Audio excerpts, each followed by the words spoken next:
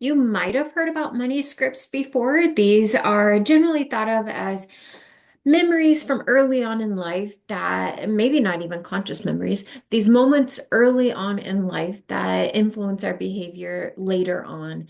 And sometimes, as I said, we might not even recognize that moments from childhood, such as raising money for a charity event, or maybe having your first job, or maybe losing money for by accident at home, or maybe from a game at a carnival or something like that, and how that might influence how we interact with our money right now and how we interact with other people as it relates to money conversations and who's willing to pay for certain things and so on and so forth. So, taking a step back in time to think about those early moments in life and how those come through today is a big focus of the week.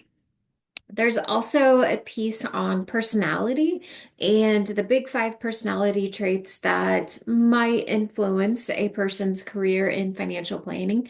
Keep in mind, this is a single article and it's not all defining for the future of your career, whether you're in financial planning or an adjacent profession. It's simply one person's thought on some elements of personality that might make it easier or harder in the financial planning profession.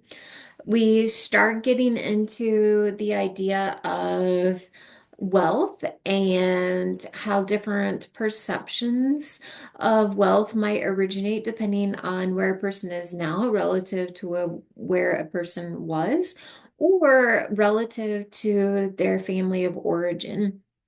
So maybe they have evolved over time to this different socioeconomic status that is influence how they think about money, which is different from the other people that they interact with from a familial perspective.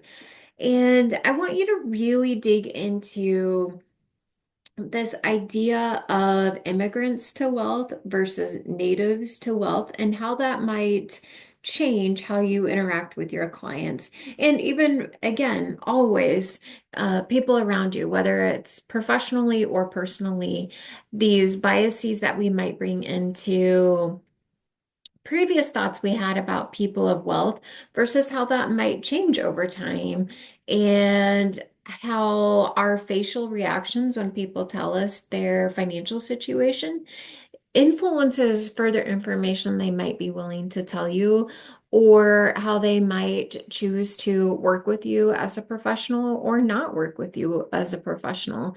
And it has a lot to do with our own biases that we're bringing in. So not only are we interested in clients' money scripts, we're interested in our money scripts and how that influences the financial planning process.